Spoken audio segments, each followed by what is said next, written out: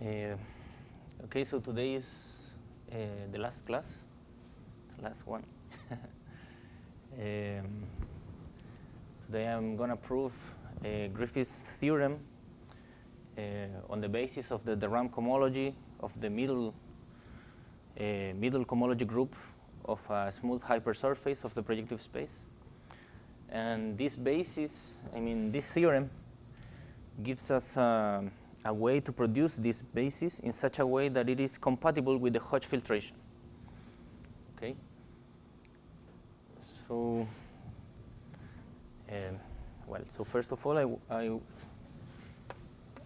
will state a theorem that I won't prove. I will leave it as an exercise. It's a theorem due to Bott.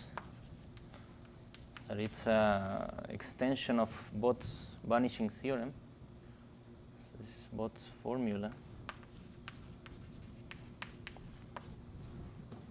And it essentially says how to compute the cohomologies of the projective space with coefficients in differential forms. So it is like this.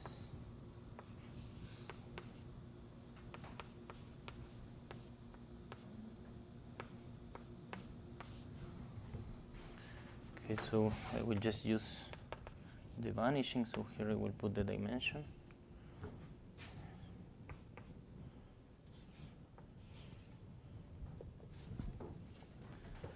So it is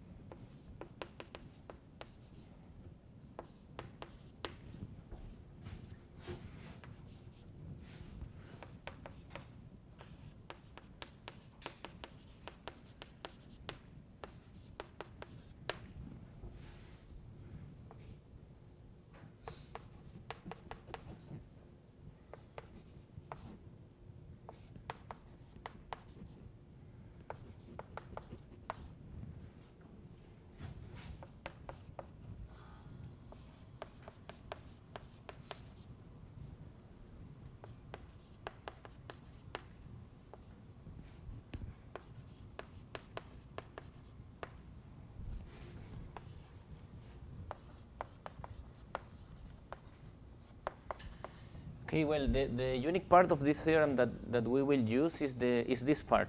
Okay, is the vanishing. Okay, I am stating it completely in order to give it to you as an exercise, because to prove this inductively is easy when you know exactly which are all these values. Okay, so well, we will solve this exercise in the exercise session. I don't want to do it now. So a corollary of this theorem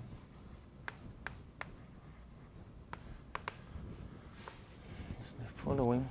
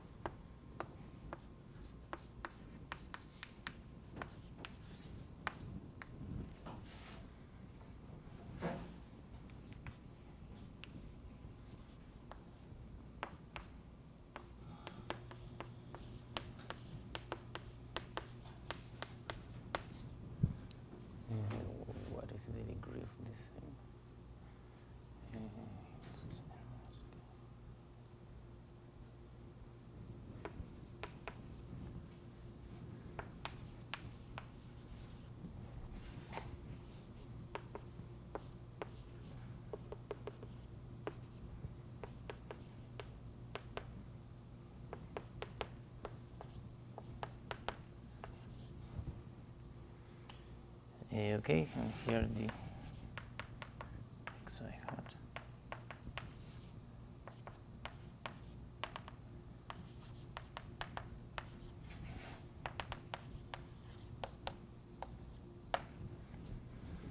Okay, so using Bott's vanishing, we can conclude. In fact, in order to prove Bott's formula, you will be able to compute all these groups, not just the dimensions, but also the kind of the generators. Okay, so I'm saying that the generators of this group are all of this form, where this omega form is explicit. It's the standard top form. Okay, so I will prove this. So the proof. So we have to use the Euler's exact sequence.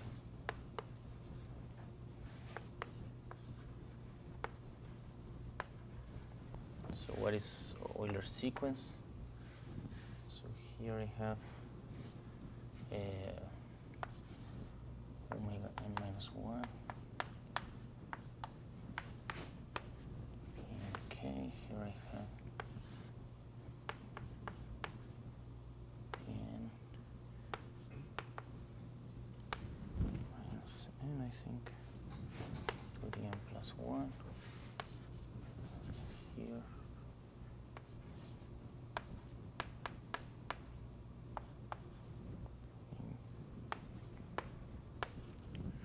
Okay, so how is this sequence defined? So here, for instance, you can take an affine open set, for instance, the standard covering of Pn, and you will take a section here that will correspond to a sum of some functions ai equal to 0 up to n the xi hat, right? This is n form here. This ai will be exactly a section of this twisted sheaf here. It's a regular function of degree k minus n, right? And it will go to just the collection of functions here. And the other map takes a collection of functions and send it to the contraction of the sum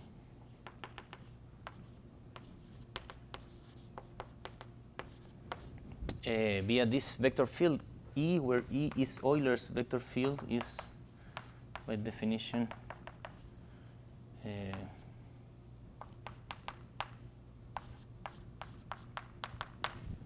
the radial vector field. Okay, so what we are saying here is that to define a differential form over Pn, you just need to take any differential form over Cn plus 1, right?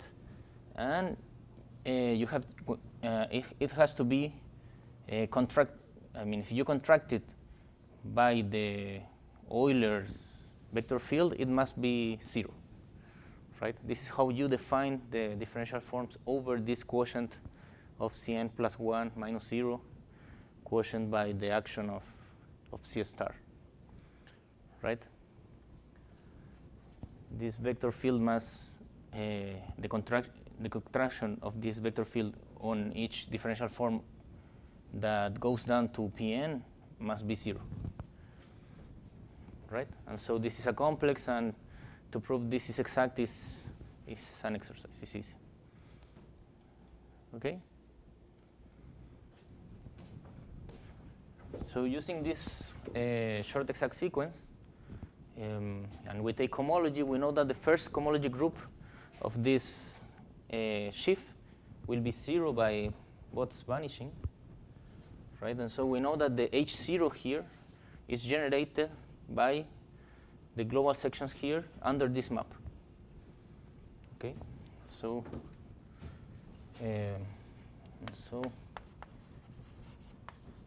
omega, it will be of this form, right?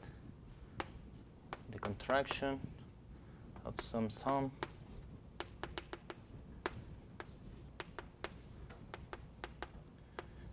right, where these BIs now are global sections here, right? So BIs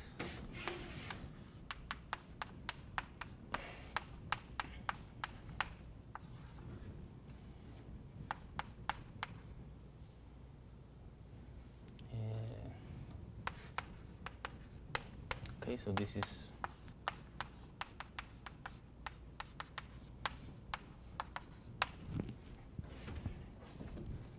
right. Well, and so we just need to compute this, right?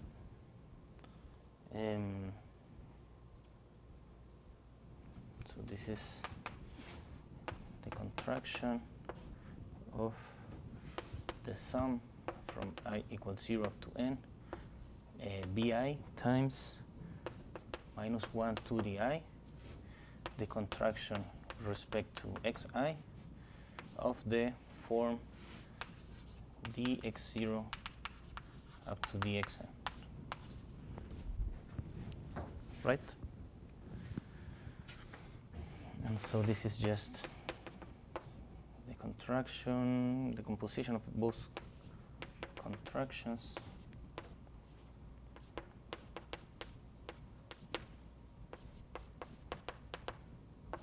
of this form.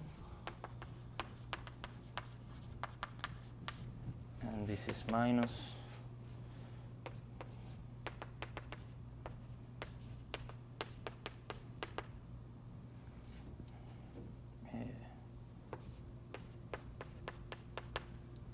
of the contraction of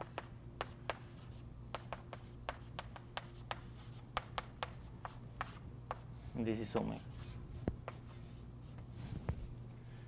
Okay.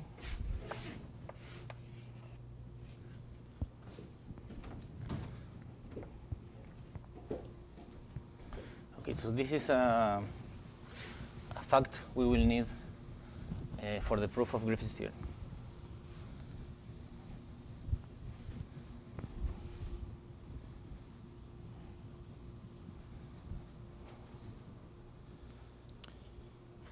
Okay, so Griffiths theorem is about computing this cohomology group. So let X be the zero set of some homogeneous polynomial inside P n plus 1, right? Smooth of degree D.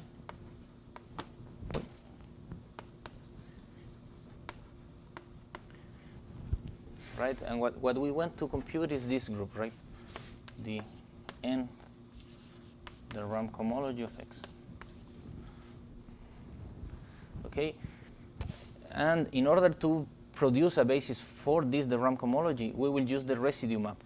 We know that we have here a long exact sequence induced by the Poincaré residue sequence. Here we have the cup with the polarization. No, sorry, this is, what is U? Here U.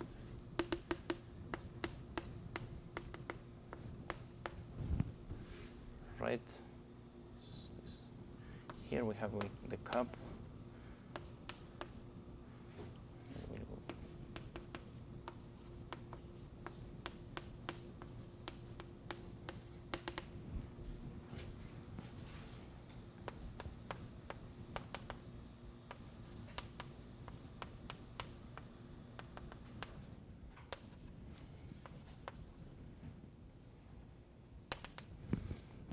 Right? We know we have this long exact sequence induced by the Poincaré residue sequence. This is the dual of the Leray-Thom-Gysin long exact sequence. And so from here we know that this map we know that the generators of the Rham cohomology of the projective space are always 0 or the powers of the polarization, right? And so this map is always surjective, right? And so this gives us an isomorphism with the kernel of this map that it's exactly the primitive part of the Rham cohomology. Okay? And so the strategy is to produce here the basis. We already have a good concept of Hodge filtration for the Rham cohomology group that we introduced the previous class. And we know that it is well behaved with respect to the residue map. So it will send the filtration to the filtration. Okay, so in order to compute this, it is enough to compute it here.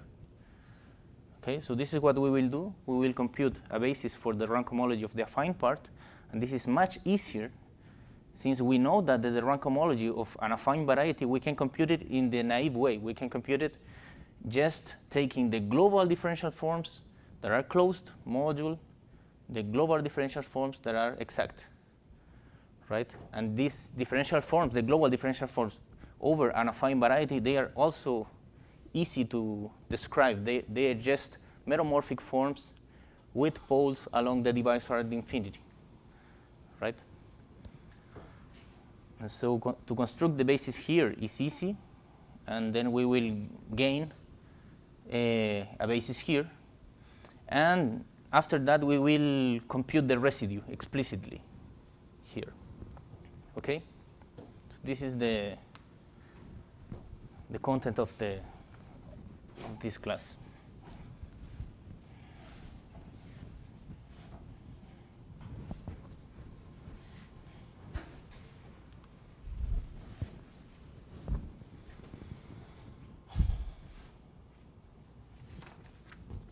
Okay, so the first theorem of Griffiths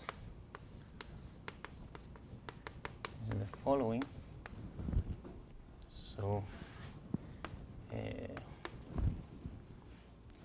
solid X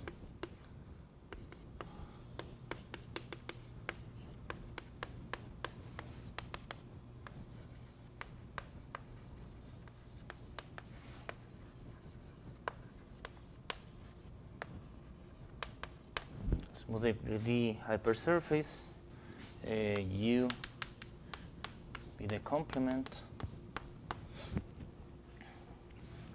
Then for every Q,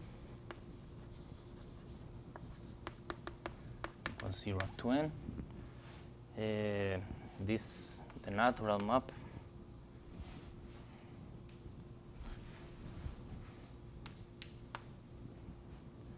that takes a meromorphic form of Pn plus 1 with pole along the hypersurface of degree at most Q plus 1. This goes naturally into the algebraic Rham cohomology.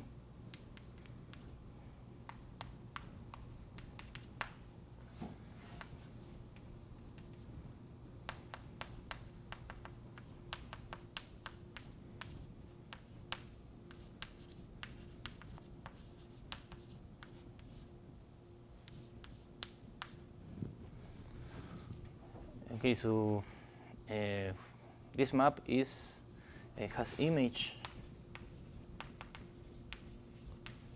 the part of the filtration, right?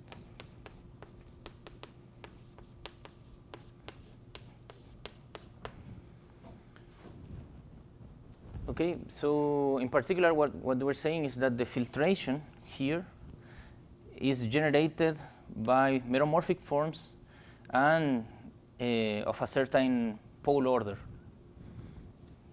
Okay, so in fact, what we're saying is that all the Rham cohomology is generated by meromorphic forms with poles at most of order at most n plus 2, right? And in order to produce each piece of the Hodge decomposition, kind of the Hodge decomposition, you just need to determine the order of the pool, right? And depending on this order, you will end up in some piece of the Hodge decomposition. Okay.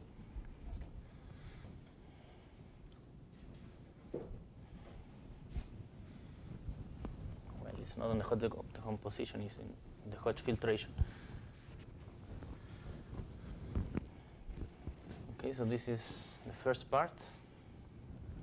So the proof is quite simple after we already know how to reduce the order of the pole here. Okay, so how is defined the filtration on the Rham cohomology of an affine variety? How is it defined? So we define it. So we define this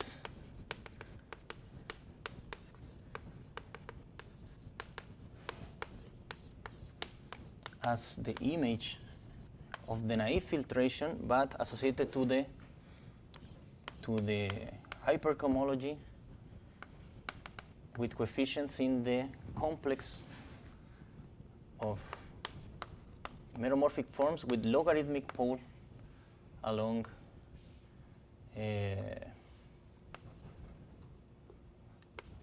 the hypersurface, right?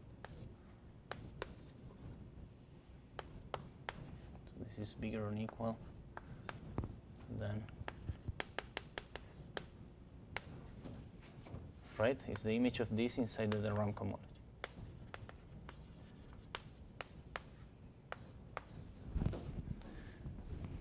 Right? And so this natural map, it will take a meromorphic form with a high pole order, and we'll look at it in this hypercohomology group. And we know that this hypercohomology group is isomorphic to the hypercohomology with coefficients in forms with logarithmic poles. So what we have to do is to choose a representative of this image such that it has poles of order at most 1 in each entry, right? And so we have to apply this operator that I introduced in the previous class to reduce the order of the pole until to get order 1, right? And then we have to see in which part of the filtration it ends up, right? So it's quite simple. So here let's draw this picture. So take U be the Jacobian covering. So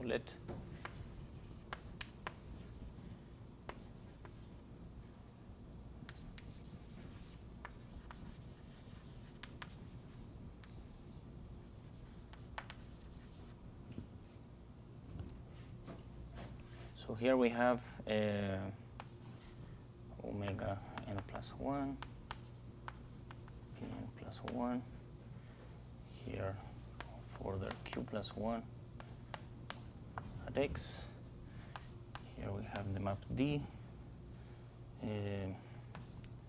C0u omega n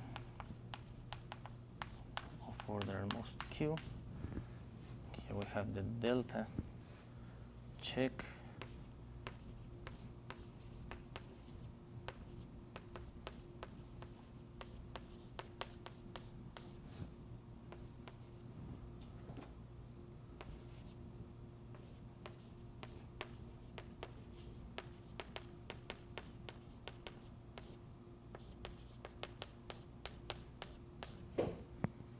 and so on, right?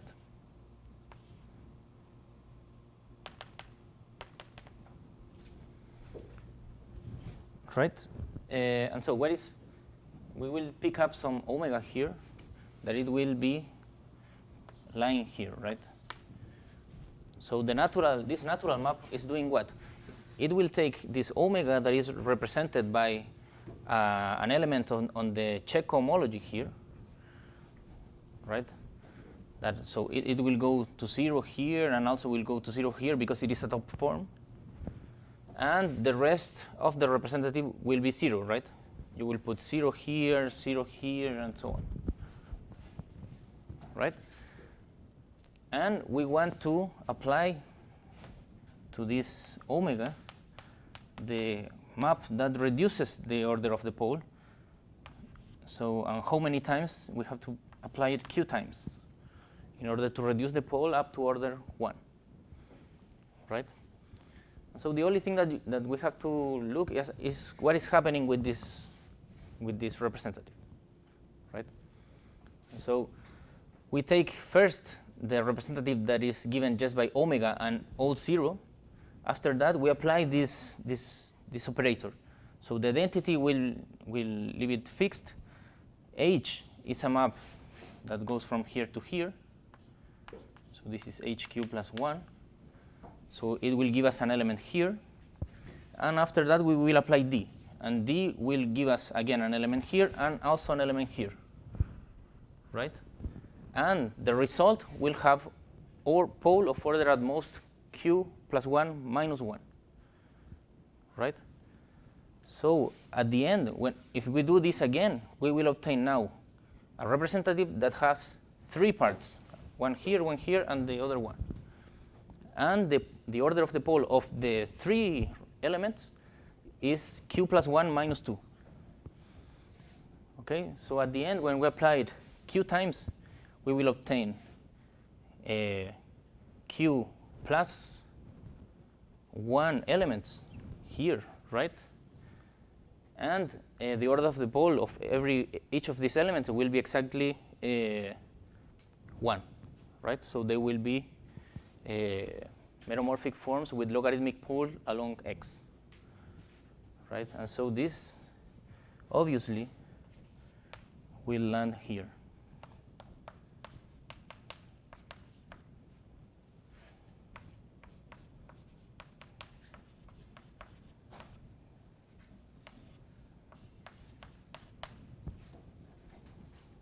Right?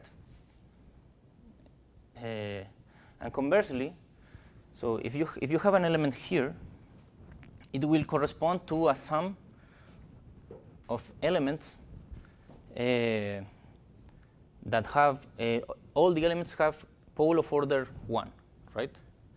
And what you have to do is to determine which one is the representative that is given just by one form and all 0, and what is the order of the pole of this representative, right? And so first of all, it's not even clear that we can always do that. I mean that we can reduce the representative until to have only one element here and all the rest 0, okay? But the thing is that we can do that, and why we can do that? That is because this map, the delta check, I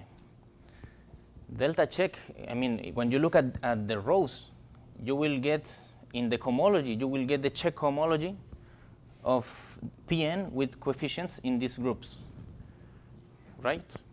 And by Bott vanishing, we know that all these cohomology groups are 0. And so whenever we have here, so we have the representative that has the last non-zero representative here, and we know that it will go by delta to 0. And so since it is exact by Bott vanishing, there must be some other representative here that goes to it. And so we can subtract in the hypercohomology the differential of this other element, and so we will get a representative that has one element less, right? And obviously, if we started with elements with, I mean, there were q plus 1 elements, all of order with pole of order 1, whenever we subtract the first element, the previous element will have pole of order 2. And when we do this again, the previous will have a pole of order 3. And when we do this until the end, we will get just one element here of pole of order q plus 1. Okay, and so this is absolutely constructive, and it's done.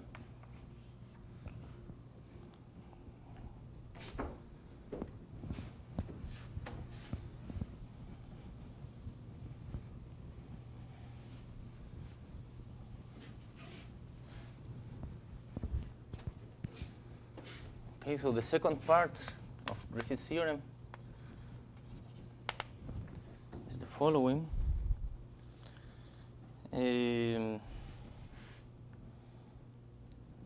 before introducing this, okay, so what we know now, so in consequence, what we know is that all the filtration here of the de Rham cohomology, of the primitive part of the de Rham cohomology of the hypersurface, this is generated by the elements of this form, right? The residue P omega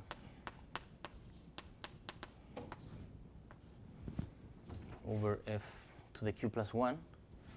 So these elements are the generators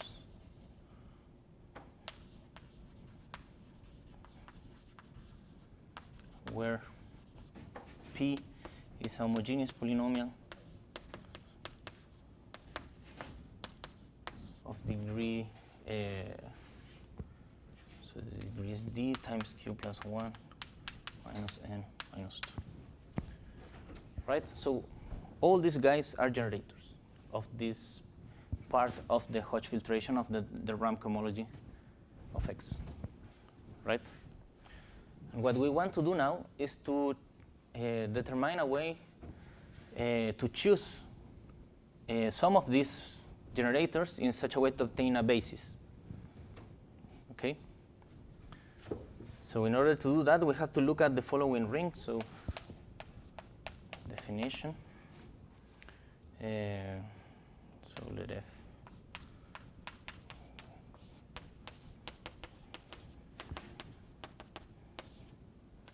be a homogeneous polynomial of degree D. We define its Jacobian ideal as the following ideal. This is JF, is the ideal generated by, well, I put it like this, F0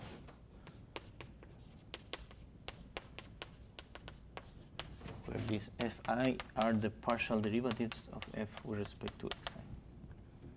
Okay, this is an homogeneous ideal, and we define the Jacobian ring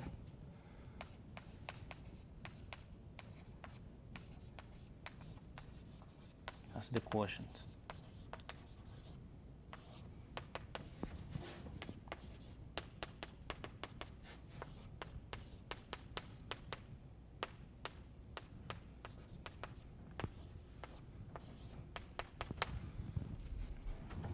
Okay, so in the case where F is smooth, F determines a smooth projective hypersurface, this ring has dimension 0. It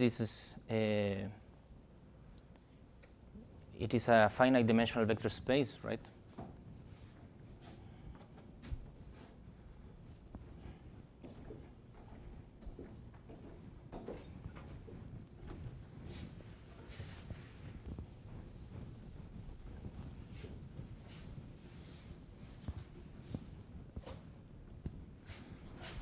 Okay, so what Griffiths' theorem says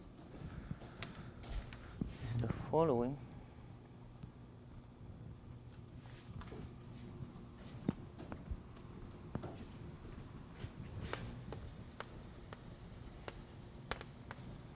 So this is the second part of Griffiths' theorem.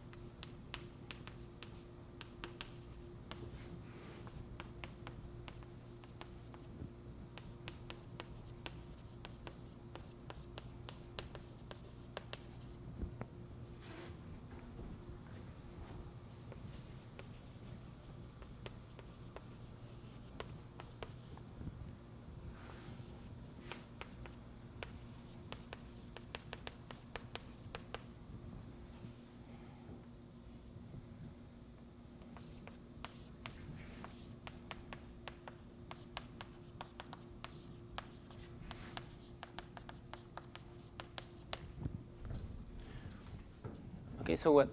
Okay, so what Griffith's theorem is saying is that, okay, so we know that we can produce all the Rham cohomology here by taking the forms given by the residues of these forms of this kind, right? The residues of meromorphic forms with pole at most q plus 1 along the hypersurface, right?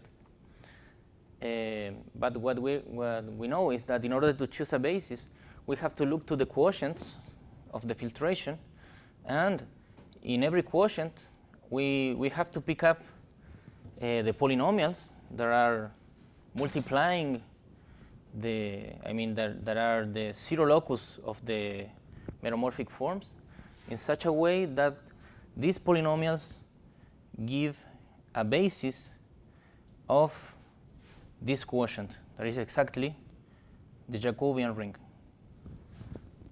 right? And so in particular,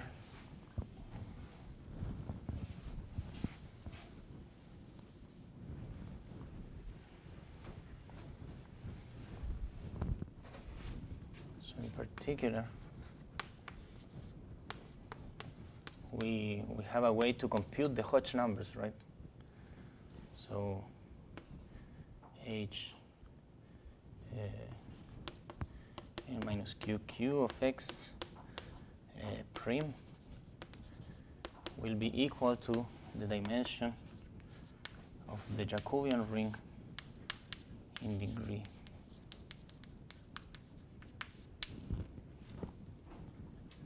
Okay, so this is how you will be able to compute the Hodge numbers of a smooth hypersurface just by looking at this finite dimensional vector space.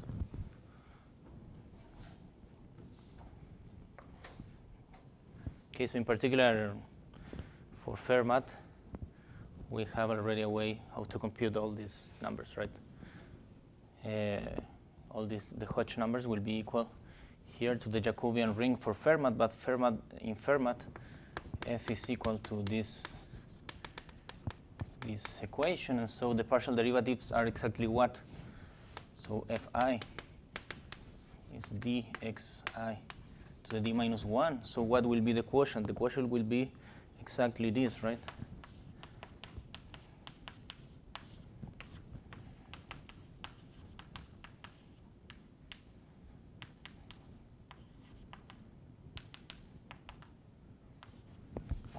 Right? And so in order to compute the dimension of this vector space, the only thing that you have to count is the amount of monomials of degree d times q plus 1 minus n minus 2 that you can produce by taking products of monomials with exponent at most d minus 2. Right? And this is a combinatorial problem, and so you can compute all these numbers.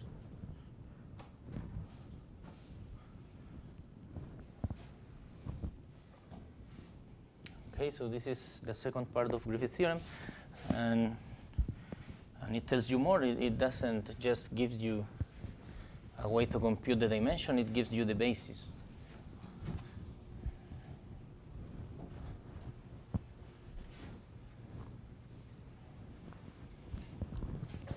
So who is the proof? Okay, so let a form here.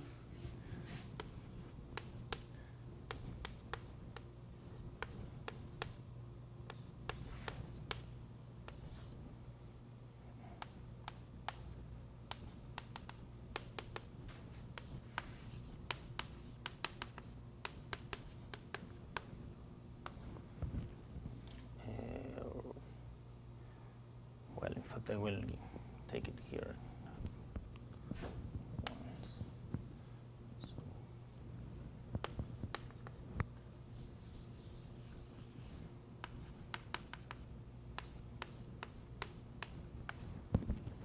Okay, so take any form here, right?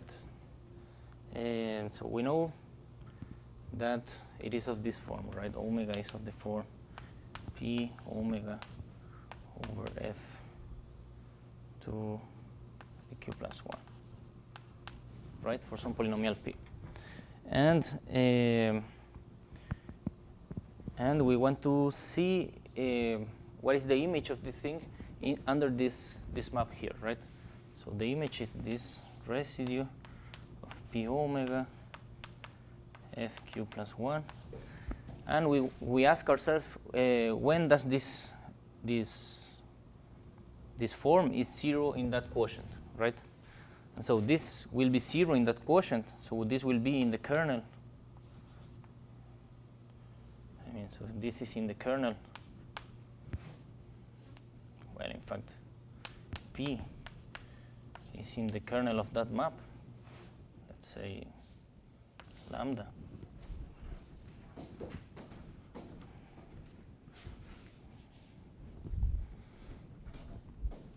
So this happens if and only if this residue goes to 0, right? So it is in the next part of the filtration, right? But by the first Griffith theorem, we know that this is equivalent to say that it is equal to the residue of some other polynomial q over f to the q or to the q plus 2 f to the q, right? For some q, a homogeneous polynomial of degree d times q minus n minus 2, right? This is just Griffith theorem, the first part. Okay. On the other hand, so we can subtract them. The residue is linear, and the residue is more than that. It's an isomorphism, right? So this is exactly the same thing as saying that p minus f q omega over f to the q plus 1. This is 0 in the Rham cohomology of the complement, right?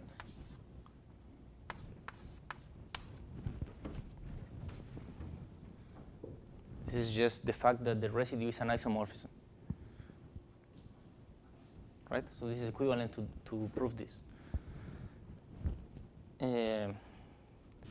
Okay, but we know that the Rham cohomology is the cohomology of the global sections of the algebraic forms, right?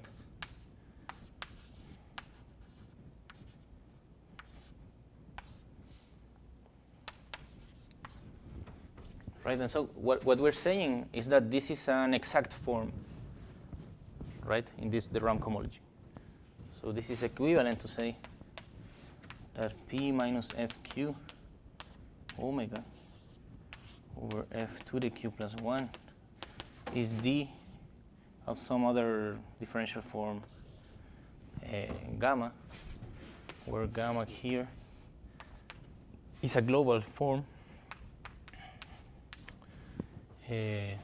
So it will be an algebraic form on U, so it will be a meromorphic form with pole along X, right? An N form of order what? This is of order at most Q plus 1. This is of order at most Q, right? And now, by the corollary of Bott's vanishing, we know how must be this gamma, right? This gamma, it is necessarily a sum from I equals 0 to n plus 1 of some ti, the contraction with respect to xi of omega. Right, for some polynomials here, ti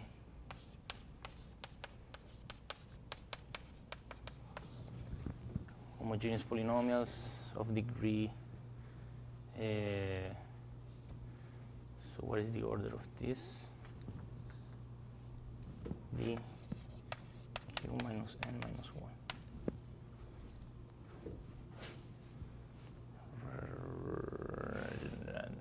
this is meromorphic. Right?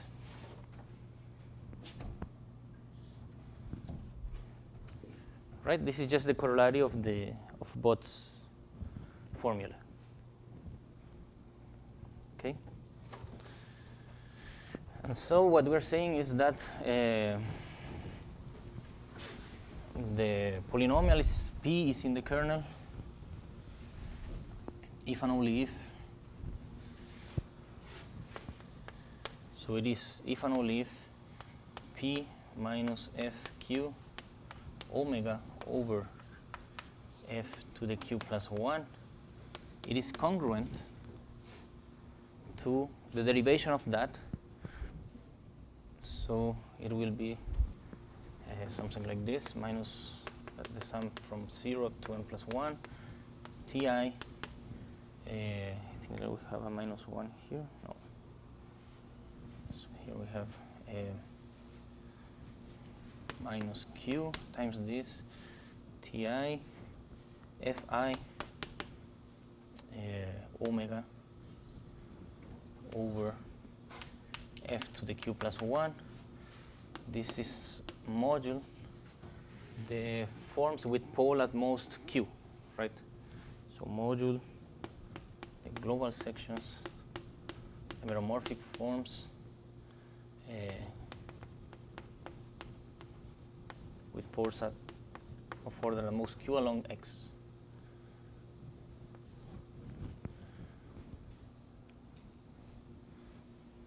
Right? I mean, this will happen. So this will happen if and only if this happens, okay?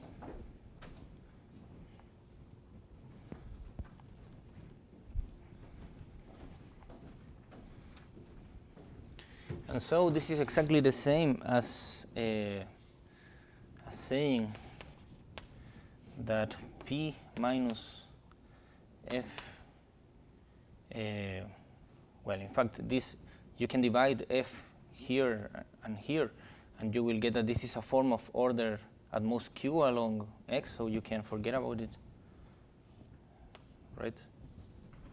So this is P congruent to this sum, right? Minus Q, I0 up to n plus 1, Ti Fi mod F. Right? And well, and this is equivalent to say that P belongs to the Jacobian idea to F. Why? Because, I mean, obviously, if P belongs to the Jacobian ideal, P must be a combination of this form, right? And so this is true. And if this is true, P must be a combination of this form plus a multiple of F. But F can always be written in this form because it is homogeneous, right? So this is since F is equal to the degree of F. No, it's equal to 1 over the degree of F times the sum from I equal to 0 to n plus 1 xi times fi.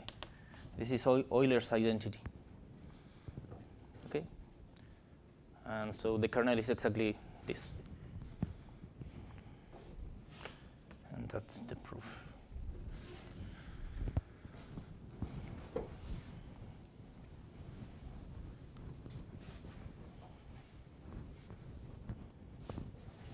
Okay, so having this good concept of Hodge filtration for affine varieties, we were able to determine concretely the Hodge filtration of a smooth hypersurface, right? Is via the residue map. And now the last thing that I want to do in this class is to compute this residue. Okay, so we can compute it explicitly. In fact. Okay, so this is. So this is Carlson-Griffiths theorem.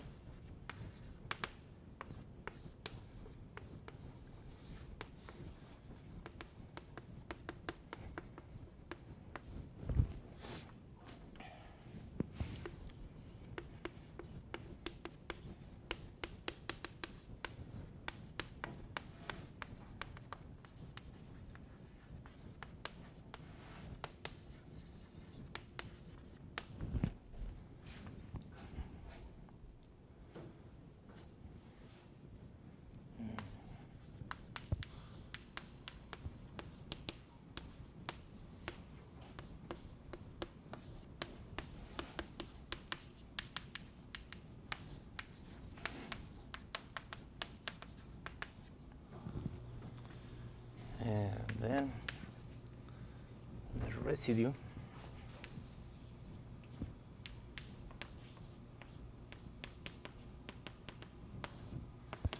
So it's exactly the following thing. So I won't compute it in the whole de Rham cohomology, right? So the residue in the de Rham cohomology, what should be? I mean, a representative, I should pick up a good covering, for instance, the Jacobian covering.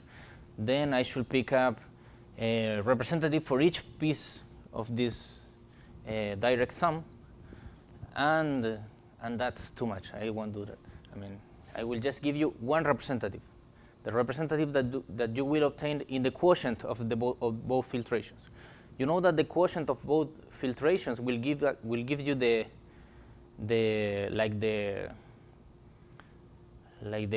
piece, the corresponding piece of the Hodge decomposition, right? The n minus q part, right? And you know that this group you can compute it in check cohomology or in chief cohomology as the q cohomology of with coefficients in n minus q forms, right? And this is how I will express this representative explicitly. Okay, so it is the following form.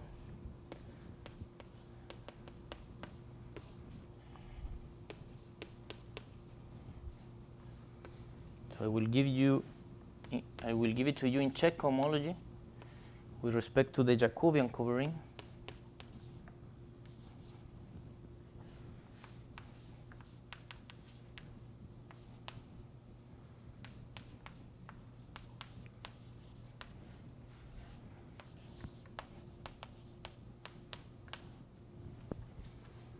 Here where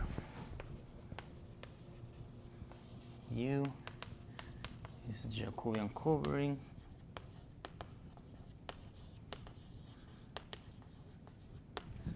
Fj is equal to Fj0 times Fj1 up to Fjq, and omega j is the contraction with respect to xjq until the contraction with respect to xj0 of omega. It's the successive contraction of xj0 up to xjk. Okay, so this is an element in check cohomology, and it is exactly the explicit representative in this natural map that goes from the Rham cohomology, I mean the filtration n minus q of the Rham cohomology of x to the quotient that is isomorphic to this. Okay. Well, in fact, it's isomorphic to the primitive part of this, but you can embed it inside that. It is exactly the same thing almost always. Okay, so this is Carlson-Griffiths. So the proof.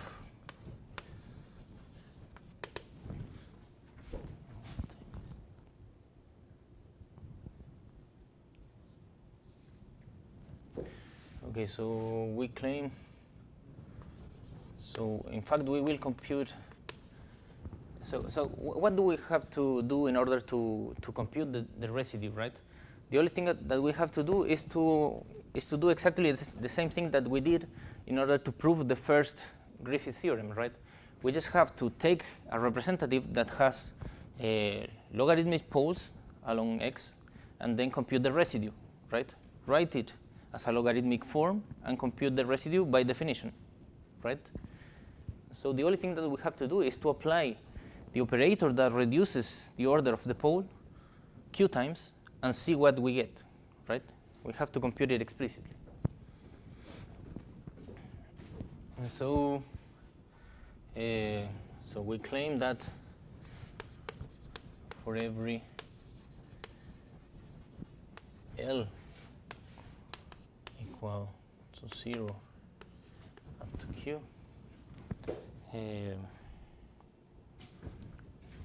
so this form omega, if we define it as y minus d applied L times to this form, p omega over f to the q plus 1, what we'll get then, so if we write omega as a sum, right? Sum of omega k from k equals 0 up to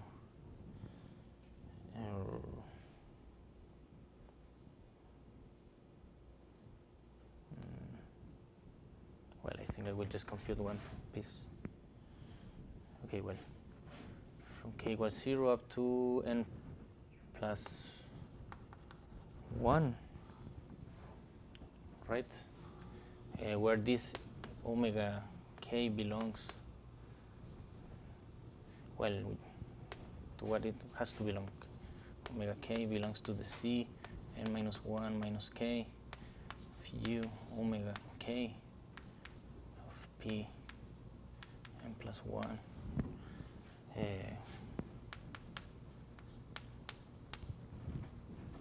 Okay. So whenever we apply the operator that reduces the order of the pole L times, what we will get in the level n plus 1 minus L is exactly this. So it is q minus L factorial times minus 1 to the n times L plus 1 p over q factorial f to the q minus L times omega j over fj, which df over f plus d times minus 1 to the n times bj over fj for every j equal to L. Okay, and this will be an element of CL u omega n plus 1 minus L of p n plus 1 of order at most q minus L plus 1. Okay, so this will be the representative where B is by definition the x0 up to the xn plus 1, and bj is the contraction of this in the same way that we define it for omega j. Okay, so if this is true, if we prove this, we will get that for L equal to q, the n plus 1 minus q part, that is exactly the part that you will obtain when you go to the quotient of the filtrations, will be given by this formula for L equal to q. And here you will have the holomorphic form times the logarithmic part plus the other part that is holomorphic, right? So this will be exactly the residue. Okay, and so the theorem is proved if we prove this. And how do we prove this? It's just induction. Okay. I mean, all this is straightforward. We have the explicit operators, and we just have to apply them, right?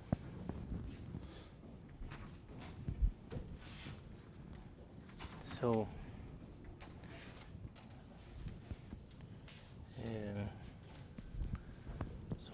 let's do this count. So in fact, for L equal to 0, what we have to show is that omega n plus 1 must be equal to what? To minus 1 to the n p over f to the q times omega I over fi wedge df over f plus d times minus 1 to the n bi over fi for I equal to 0 up to n plus 1. Right? This is what we have to show, right? And we know that omega n plus 1 is exactly p omega over f to the q plus 1. Okay? Is this for every I. This is global, right? And so, and why is this true? This is just an identity, so this follows. This follows from contracting by the contraction of d dxi, the following identity.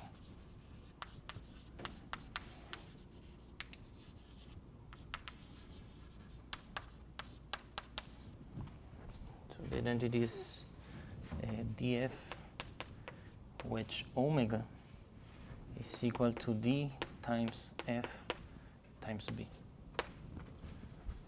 Okay, so this is elementary. You just have to compute the wedge of these two things and you will get this.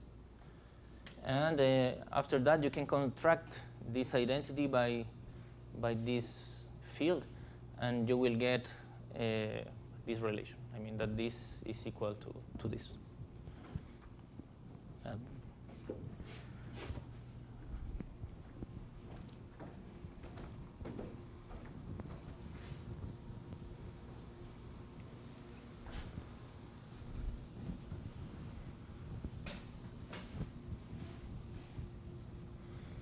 Okay, and so for the inductive step, I don't know if I want to do this count. Well, I will do it anyway. Okay, so for L bigger than 0, we know that omega n plus 2 minus L belongs to Cl minus 1. This is by induction. Omega n plus 2 minus L of Pn plus 1 with pole of order at most Q minus L plus 2 along X. Okay. And so what we have to do is to apply the operator to this, right? We have to apply this operator 1 minus d times h, right? So first of all, we have to compute h applied to this. So hq minus L plus 2 applied to omega n plus 2 minus L in some multi-index j is equal to k minus L factorial times minus 1 to the m times L minus 1 plus 1 over q factorial f to the q minus L plus 1 p times omega j over fj. Okay, so this is just applying. I mean, we already have a formula for this by induction, and we have explicitly what is this this homotopy map H, and so we can compute this, and you will get this. Okay. And so in particular, the omega n plus 1 minus L j will be equal to n minus 1 to the n plus 2 minus L times the delta check applied to HQ minus L plus 2 of omega n plus 2 minus L J, right? And this will be exactly the following thing: Q minus L factorial over Q factorial, the sum from L m equal to 0 to L minus 1 to the n L plus m P omega j minus jm over f to the q minus L plus 1 fj minus jm. Okay, so this is just applying the delta check to this.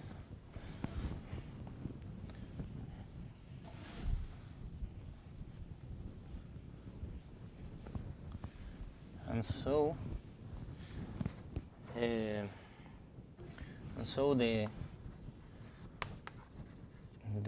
claim follows using the following identity.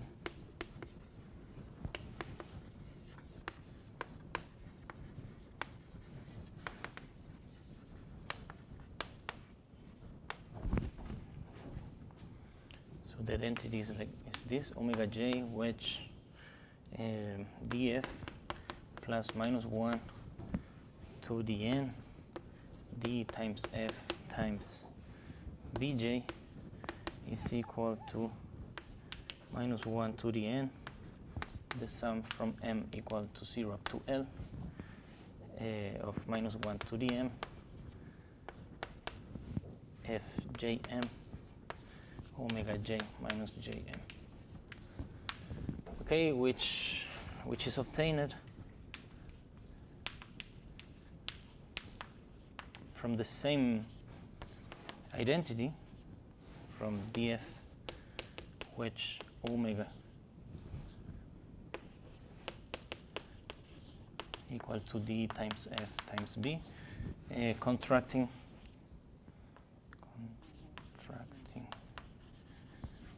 it by the vector fields x jq, jl,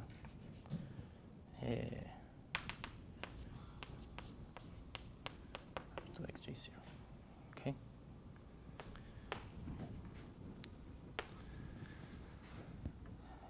Okay. Well, and so this finished the induction. This after you have the induction, you just have to look for the case L equal to Q, and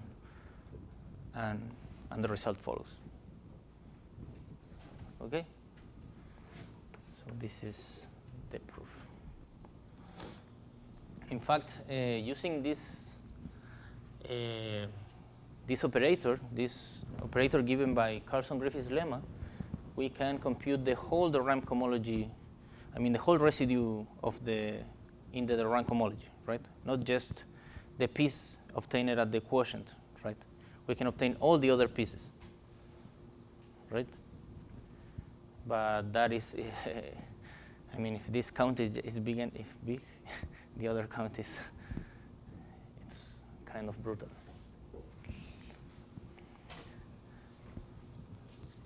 Okay, so I think I will stop here. After this class, we will continue with the exercise sessions and your presentations.